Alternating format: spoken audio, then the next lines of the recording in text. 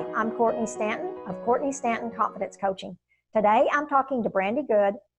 She helps women entrepreneurs get stuff done. And I have to apologize right up front. My marketing coach said I should give this disclaimer right at the beginning.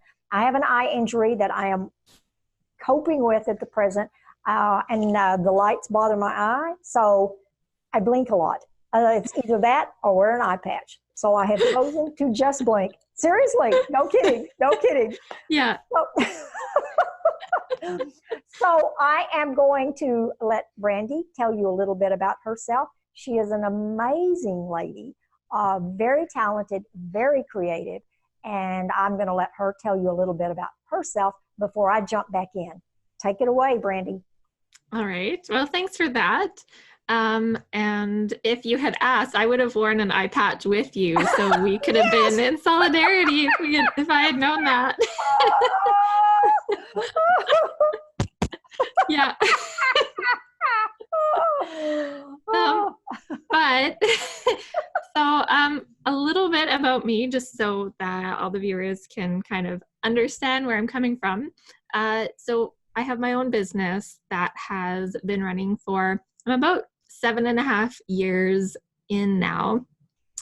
And about a year ago, I changed my business direction. So what I do now, like I said, I help women entrepreneurs get stuff done. And what that means is that I help other women business owners and entrepreneurs and professionals with their business systems and technology. So a lot of people, they know what they want to do in their business, but technology either is something that just feels overwhelming, or there are too many options out there to do all the research and figure out what they should be using. So I can come in and just say, okay, use this, this, and this, and we'll put it together, and then things will run smoothly. And then they can focus on the things that are actually important in their business, like serving clients and making money. And they don't have to worry about all the techie admin things behind the scenes, because that's not really where their passion lies. So that's what I'm doing in the world. Well, I am smiling because you're describing me, because the tech is not where my passion lies. Mm-hmm. And you know, Jeremy's here in the background, and he is my whole tech crew. He is amazing. I met him as a photographer. He did the photography for my headshots, my original headshots for my website, and now he's helping me so much with all of these video interviews. Right. And you know, you are an amazingly talented young lady, and I mentioned that already. You have such a deep, deep background, so much study and so much creativity. But what really struck me as I was researching you is how much love and support you have given to your husband. And yes, most wives will do that, but you two had a particularly challenging struggle. Mm-hmm. Would you mind to tell us a little bit about that? Sure. So this all started back in 2008. So this is 11 years ago. And at the time, me and my husband had been together for 4 years, and he got very sick. So when I say very sick, I might be underplaying it a little bit. But basically he got a heart virus, and it shut down his heart, his liver, his kidneys, his lungs, and we just about lost him. Wow. So that at the time, my business wasn't running. I was doing the 9-to-5 thing. So that, you know, I was able to take time off work. For the most part, I was still getting paid for it. So I could just be with him. It was, I want to say, at that point, he was probably in the hospital it was close to 2 months. And when they finally let us go home, it was kind of a matter of, like, he wasn't cured. They didn't really fix anything. They got him back on his feet, and the expectation was that he would slowly recover on his own, because the virus that he had caught is actually quite common. especially and when young people get it, they tend to bounce back pretty quickly and are usually back to 100% within a couple months. And so that was our expectation at that point in time. But what happened is not that. That didn't happen at all. And kind of as the years went on and we kept seeing doctors and going, well, he's not getting better. Like, what's going on? And they just kept saying, well, just wait and see, just give it some more time. There was a lot of wait and see. And it got to the point where we were starting to get really frustrated with wait and see, right? So we just decided, okay, maybe we need to see another doctor. So we'd see another doctor. He'd say, oh, let's try this. And it didn't really do anything. And then he's like, let's wait and see. And so we went through that process a few times until we finally found a doctor that was maybe willing to do some stuff, like actually take some action and kind of like move it up the chain, like in the way of saying, okay, this guy's clearly not getting better. So wait and see is probably, going to be a very, very bad idea. And right around the same time is when I actually quit my 9-to-5 and started my business. So that was all happening all at the same time. I was trying to launch my business and we had this doctor who was like, okay, let's actually do something. And so right when I started to get a little bit of traction with my business, we ended up back in the hospital. And so at that point, my husband was so ill, his heart was failing. And they wanted to implant, it's called an LVAD, in his chest. So it's basically like an artificial heart pump. So he had to get that surgery. So once again, we're in the hospital for a few months. All of these hospital visits are away from home. Our hospitals, they don't have the resources for this kind of stuff. So we were about 8 hours away from home, living in another city for all of these things. And so that was very good for us personally, because this device actually ended up saving his life and he was able to actually start getting better while he waited for his heart transplant. But in the meantime, I had lost all momentum with my business. Everything kind of came to a crashing halt, because in addition to being away from home, like I still had my computer and I could still have phone meetings and stuff. But mentally, the idea of having to do work while all this other stuff was going on, it just wasn't happening. Yeah. So you are a perfect example of the women that I want to spotlight in this series. Of course, the main heading is Women, Courage, and Confidence. And it took a lot of courage for you to do that. And there you were juggling your 9-to-5 and then your new job and then all of the personal stuff on the side.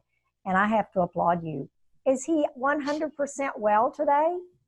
Yeah. So, like I said, when we had that surgery, then it was another 5 years until he got his heart transplant. Wow. And so what happened in that 5 years is that machine in his chest allowed him to actually be able to recover so that he could be healthy enough so that when he had his heart transplant, he was like starting off already like on the right foot. This might be something that has come up in your other interviews, but that women, when things happen in their families, whether it's a spouse or a parent or a child, when something bad happens, somebody gets hurt or injured, no matter what job they have, they typically become the caretaker.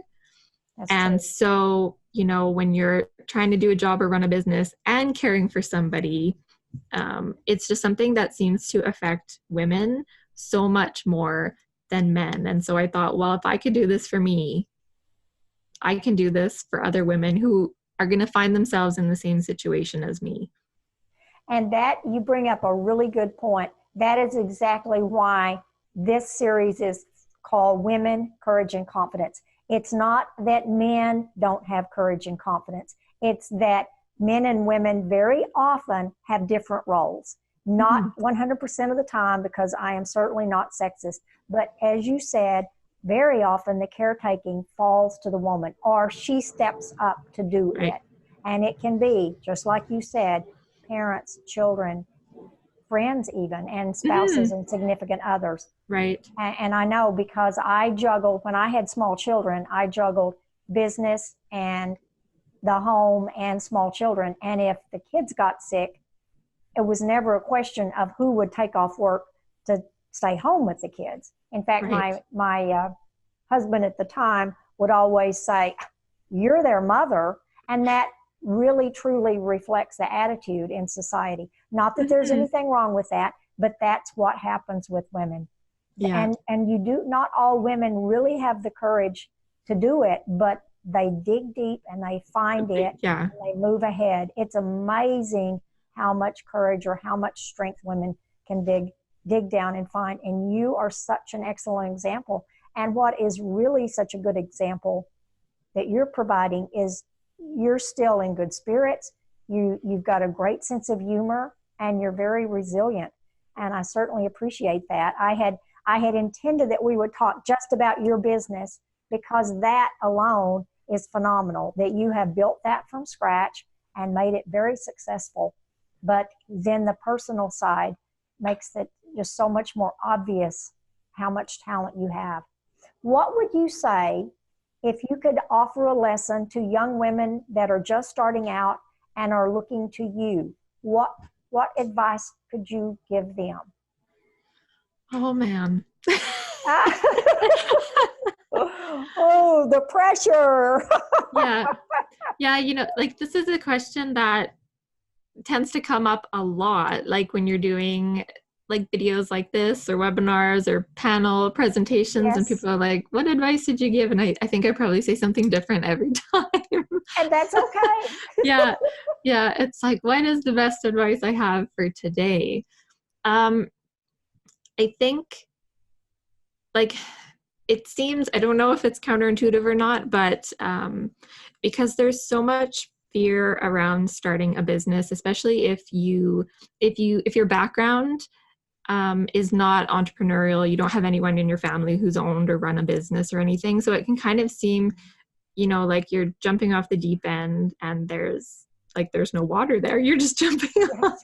Yes. And so the best thing I can say, I think, is to start small. Even if you have a big dream or a big goal, start small, because then that's not quite so scary. And once you get used to that, then it's easier to grow your business or grow your dream. So if it's just a matter of, start a Facebook page for your business and tell people this is what I'm doing, and that's all you do for 6 months, that's fine. Right? Just Yeah. start small, do something and start small. Yeah, That's what I tell my clients, take baby steps. Yeah. Set your goal, make an action plan to reach the goal, and then you don't have to take giant steps every day, but every day take some baby steps. Right. And just keep moving forward. So that is excellent advice. Mm-hmm. And for all of you listening, any questions you might have, all of Brandi's contact information will be in the credits, her website, any information you want about her social media links, so you can get in touch with her. And I have to recommend her. She is definitely an amazing young lady in a lot of different respects. Is there anything else you'd like to add today, Brandi? I think, like, the main thing is, and I'm really good at this for business. I'm not so good at this for my personal life. So I almost have to hire myself. But yeah, it's just, create, like you said, create that action plan and know what little steps you need to take, just so that you're always making progress. You're always moving towards something. And so it doesn't have to be as complex as that, like you create a project and you manage it for your personal life, but just to have something, preferably on paper, even just written down on a checklist, that that you're working towards, because I find, like I said, because I'm good with that for business, but personally, because my personal life for so long was so tied up in business, and everything personally I had to do was either for my husband or for my business, and not so much stuff for me, was that, you don't want to get stuck in a place where like you're not learning anything new, you're not trying anything new. And so just having like a little action plan for yourself, as well as for whatever other areas of your life are important, I think that's really, really valuable, because any kind of personal development that you do in the end is going to benefit your business in some way, even if it's just to make you happier, because then that makes a big difference in your business if you're just happier overall, right? Anything like that. You're bringing that attitude to the business with you. And right. I have one more question.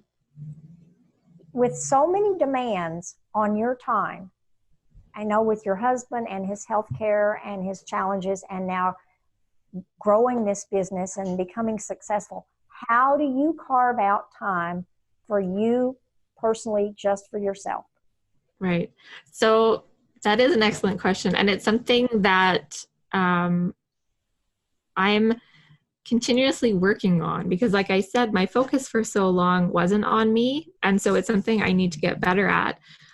But I've kind of, in a small way, treating myself like a client and saying, okay, I need to take some time for myself. So if this was a business thing, what would I do? Well, I would put something on the calendar, and I would tell my husband, I'm doing this at this time, so don't bug me, or, something like that, right? Like, this is some me time. This is what I'm going to do. And then sitting down and doing it, whatever that might be, and creating routines around that, because I have all these routines and checklists and stuff for my business, but I don't have it for me. And so I know that kind of thing works for my brain. So I'm like, I just need to apply it more diligently to myself. I totally understand, because when I was younger and just starting out and had small children at that time, I mean, that's many years ago, we didn't talk about me time. It was just a matter of get everything done, and the thought was women can have it all, women can do it all. And we now know that's not true. Mm-hmm. So I am so glad to see this next generation recognizing the value of me time, because you really need that to recharge your batteries. Right. Well, I want to thank you so much for spending this time talking with me today. Once again, you are just an amazing young woman in so many ways. And I just feel very honored to have your presence here with me today. And for all of you watching, if you have any questions about Brandi, just watch the end of the video with her credits, and you can find her contact information. Thank you so much. Goodbye.